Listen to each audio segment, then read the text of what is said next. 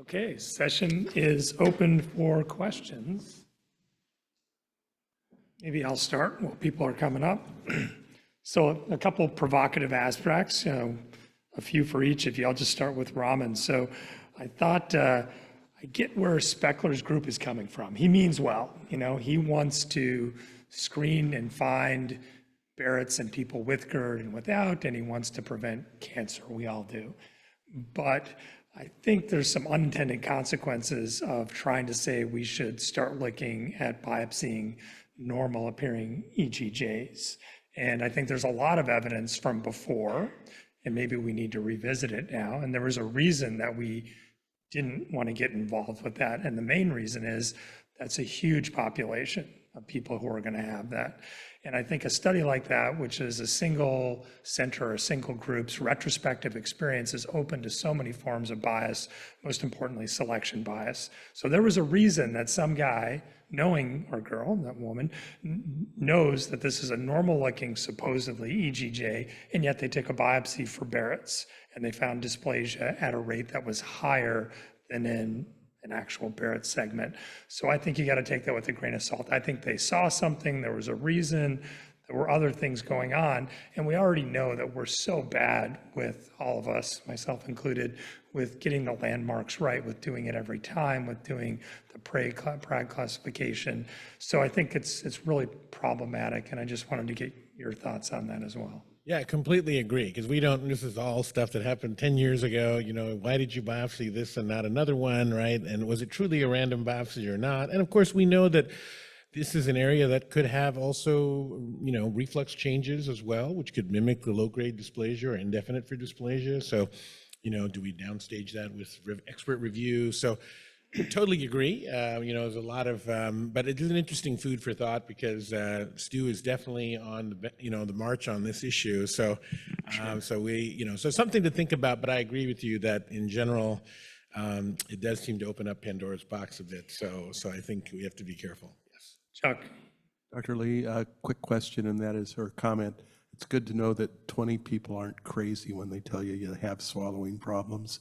But a comment or a question for both of you about the use of Puristat, this new structural application of a small gel, just maybe spot lesions for GI bleeding.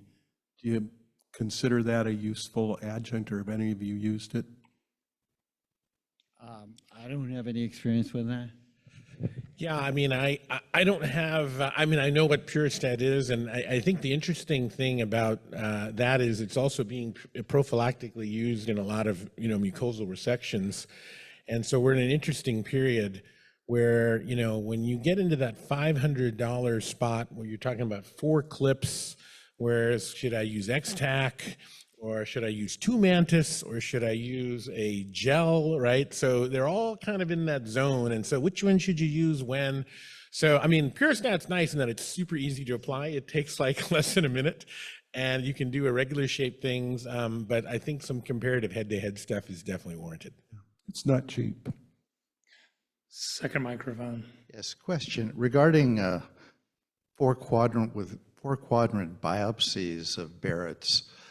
I find on a technical issue, after the first 2 biopsies, there's so much blood in the lumen that it may be difficult to identify landmarks, to identify exactly where you are. Would it be better to do brushing instead, or before? Any thoughts on that?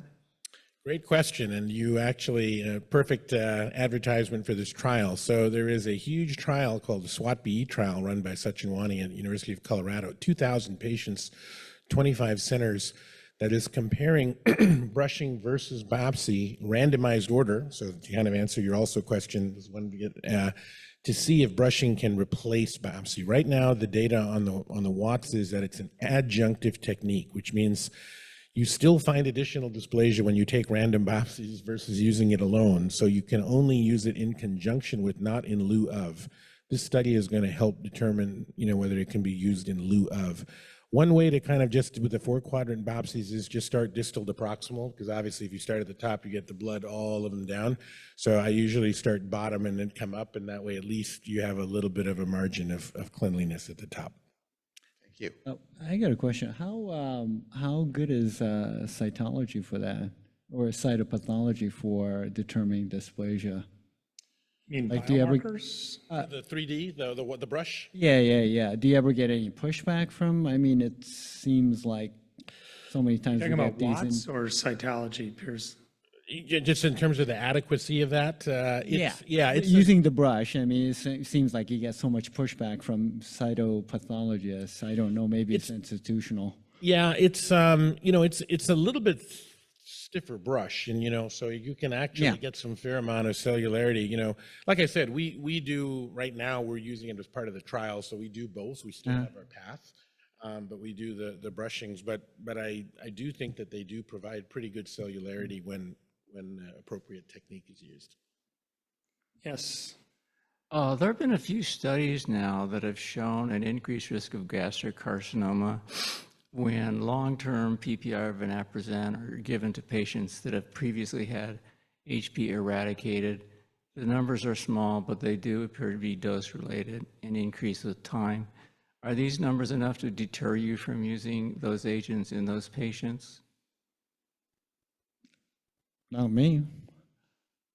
Not aware of that, and same thing I tell patients is that, I mean, think about the number of patients on PPIs, and they came out in like 1986. We're 40 years into this, and we're still trying to figure it out. So, the fact is that if there was, I think, a significant association, I would think we would have this would have come to light by now. That's my personal feeling, but I would agree. We don't worry about it or mention it to patients. I would think any association would be probably intestinal metaplasia, right, from HP? Yeah, I think if there's a risk of gastric Yeah. cancer, even long after Yeah. HP is eradicated. Yeah, big it's- because the IM is still there. Yeah, Yeah. yeah. Lee, I was surprised to see the high rate of lymph node metastases with carcinoid. What are your thoughts on this? Is it, and it's not supported by previous data. To my Yeah, knowledge. it's pretty scary. Are you planning to change your practice, either one of you, based on that? Yeah, I think I'm pretty much sending everybody to oncologists so they can work them up. I mean, anecdotally, I've seen stuff where I was like, oh my God, I can't believe there was a metastatic disease with something this trivial looking, but 10% seems high enough that you can't really ignore that. The typical scenario would be somebody, let's say, within the community biopsy, somewhere in the stomach, and it comes back as a carcinoma. And a lot of the times it's just neuroendocrine hypoplasia in Exactly. the setting of atrophy.